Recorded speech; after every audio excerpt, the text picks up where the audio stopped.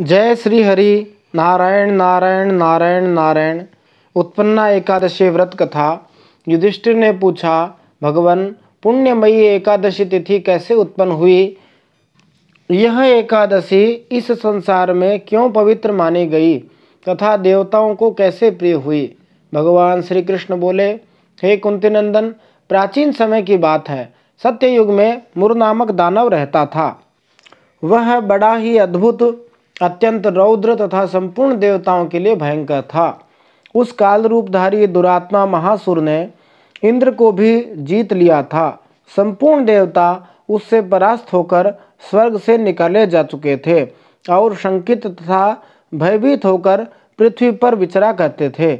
एक दिन सब देवता महादेव जी के पास गए। वहां इंद्र ने भगवान शिव के आगे सारा हाल कह सुनाया। इंद्र बोले, हे महेश्वर, ये देवता स्वर्गलोक से भ्रष्ट होकर पृथ्वी पर विचर रहे हैं। मनुष्यों में रहकर इनकी शोभा नहीं होती। देव, कोई उपाय बतलाइए, देवता किसका सहारा ले? महादेव शिव शंकर बोले, देवराज, जहाँ सबको शरण देने वाले, सबकी रक्षा में तत्पर रहने वाले जगत के स्वामी भगवान गरुड़ध्वज श्री हरि विष्णु विराजमान हैं, वहाँ जाओ, वे तुम लोगों की रक्षा करेंगे। भगवान श्री कृष्ण कहते हैं, युधिष्ठिर, महादेव जी की बात सुनकर परम बुद्धिमान देवराज इंद्र संपूर्ण देवताओं के साथ वहां गए। भगवान गदाधर श्री हरि विष्णु क्षीर सागर के जल में सो रहे थे। उनका दर्शन करके इंद्र ने हाथ जोड़कर स्तुति आरंभ की। इंद्र बोले, देव देवेश्वर, आपको नमस्कार है। देवता और दानव दोनों ही आपकी वंदना करते हैं। पुंडरीकाक्ष, आप दैत्यों के शत्रु हैं। मधुसूदन, हम लोगों की रक्षा कीजिए। जगन्नाथ, संपूर्ण देवता मुर नामक दानव से भयभीत होकर आपकी शरण में आए हैं। हे भक्तवत्सल, हमें बचाइए। देव देवेश्वर, हमें बचाइए। जनार्दन, हमारी रक्षा कीजिए, रक्षा कीजिए। दानवों का विनाश करने वाले कमल नयन, हमारी रक्षा कीजिए। हे प्रभो, हम सब लोग आपके समीप आए हैं, आपकी ही शरण में आ पड़े हैं। भगवान, शरण में आए हुए देवताओं की सहायता कीजिए।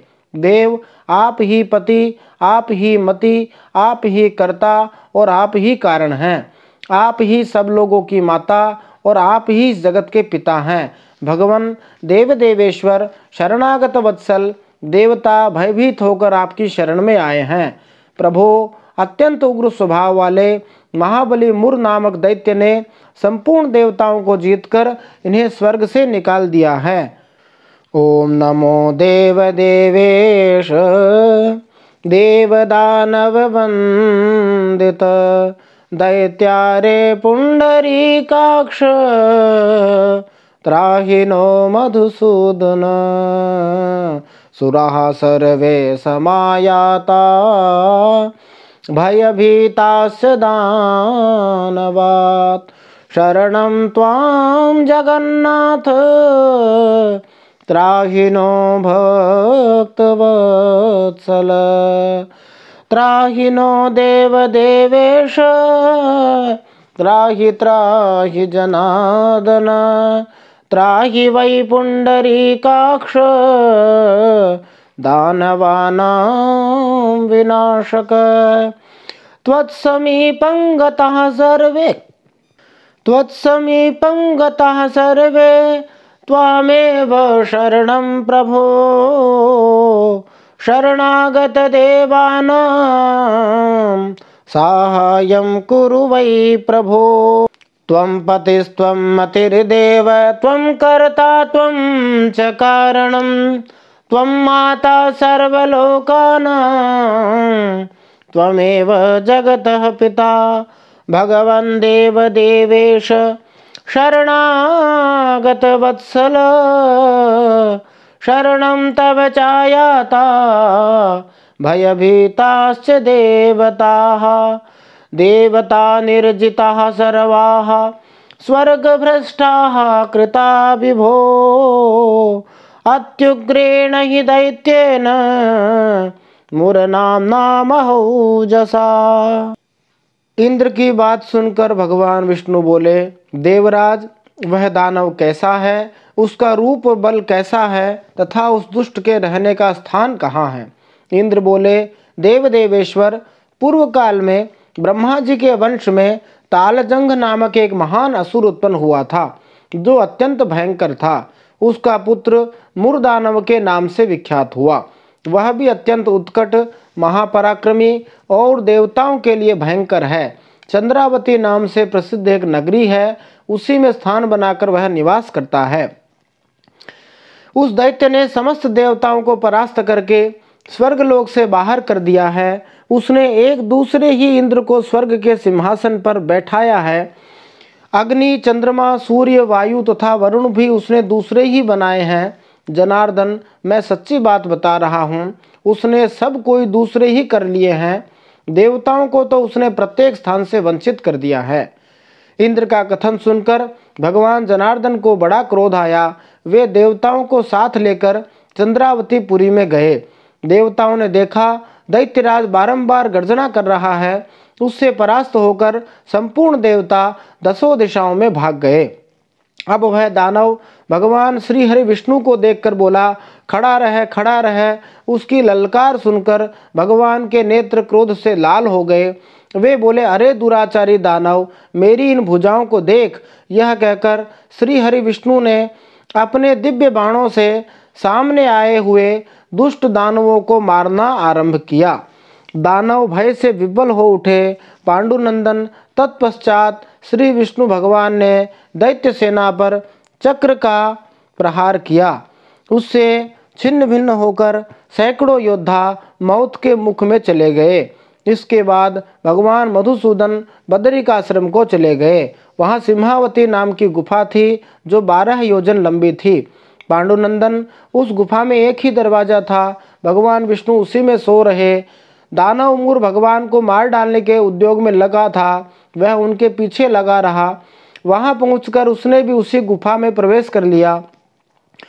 वहां भगवान को सोते देख उसे बड़ा हर्ष हुआ। उसने सोचा, यह दानवों को भय देने वाला देवता है, अतः निस्संदेह इसे मार डालूंगा। युधिष्ठिर, दानव के इस प्रकार विचार करते ही भगवान विष्णु के शरीर से एक कन्या प्रकट हुई, जो बड़ी ही रूपवती, सौभाग्यशालिनी तथा दिव्य अस्त्र शस्त्रों से युक्त थी। वह भगवान के तेज के अंश से उत्पन्न हुई थी। जो बड़ी ही रूपवती, सौभाग्यशालिनी तथा दिव्य अस्त्र शस्त्रों से युक्त थी, वह भगवान के तेज के अंश से उत्पन्न हुई थी। उसका बल और पराक्रम महान था। युधिष्ठिर, दानवराज मुर ने उस कन्या को देखा। कन्या ने युद्ध का विचार करके दानव के साथ युद्ध के लिए याचना की। युद्ध छिड़ गया।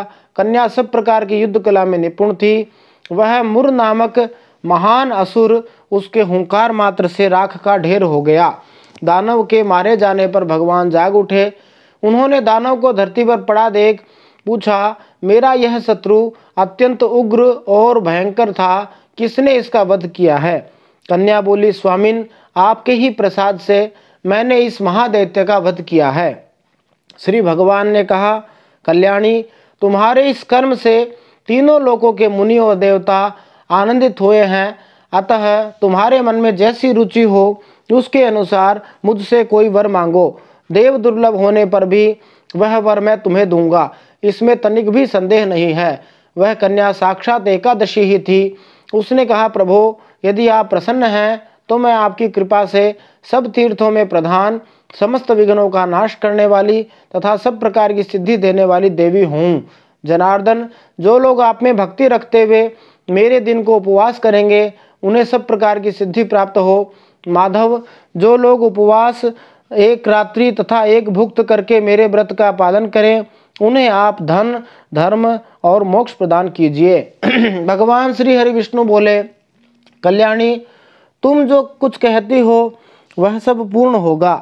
भगवान श्री कृष्ण कहते हैं, युधिष्ठिर, ऐसा वर पाकर महाव्रता एकादशी बहुत प्रसन्न हुई। दोनों पक्षों की एकादशी समान रूप से कल्याण करने वाली है। इसमें शुक्ल और कृष्ण का भेद नहीं करना चाहिए। यदि उदय काल में थोड़ी सी एकादशी, मध्य में पूरी द्वादशी और अंत में किंचित त्रयोदशी हो तो वह त्रिस्पृशा एकादशी कहलाती है। वह भगवान को बहुत ही प्रिय है। यदि एक त्रिस्पृशा एकादशी को उपवास कर लिया जाए तो 1000 एकादशी व्रतों का फल प्राप्त होता है, तथा इसी प्रकार द्वादशी में पारण करने पर 1000 गुना फल माना गया है। अष्टमी, एकादशी, षष्ठी, तृतीया और चतुर्दशी ये यदि पूर्व तिथि से विद्ध हों तो इनमें व्रत नहीं करना चाहिए। परिवर्तिनी एक तिथि से युक्त होने पर भी उनमें उपवास का विधान है। पहले दिन दिन में और रात में भी एकादशी हो तथा दूसरे दिन केवल प्रातःकाल एक दंड एकादशी रहे तो पहली तिथि का परित्याग करके दूसरे दिन की द्वादशी युक्त एकादशी को ही उपवास करना चाहिए। यह विधि मैंने दोनों पक्षों की एकादशी के लिए बताई है।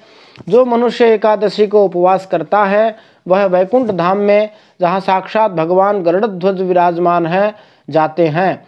जो मानव हर समय एकादशी के महात्म्य का पाठ करता है उसे सहस्र गोदान के पुण्य का फल प्राप्त होता है। जो दिन या रात में भक्तिपूर्वक इस महात्म्य का श्रवण करते हैं वे निस्संदेह ब्रह्म हत्या आदि पापों से मुक्त हो जाते हैं। एकादशी के समान पापनाशक व्रत दूसरा कोई नहीं है। जय श्री हरि। नारायण नारायण नारायण नारायण।